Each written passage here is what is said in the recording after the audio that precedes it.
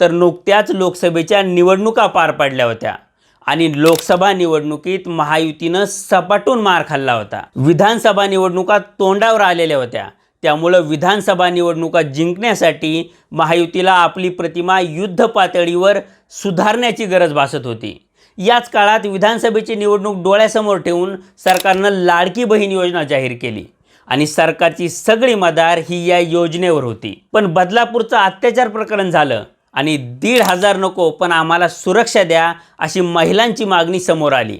आता ज्या मुद्द्यावर महायुतीच्या प्रचाराचा संपूर्ण तंबू उभा होता, त्या लाडक्या बहीण योजनेचा परिणामच जर बदलापूर प्रकरणामुळे कमी होत असेल तर त्याबद्दल काहीतरी केलं पाहिजे अशी गरज सरकारला भासली। म्हणजे तुमचे लाडके भाऊ ही फक्त 1,500 रुपये देत नाहीयेत, तर तुमची सुरक्षा सुद्धा करतायत। हा मेसेज अक्षय शिंदेच्या एन्काउंटरच्या निमित्तानं सरकारनं महिलांना देण्याचा प्रयत्न केला।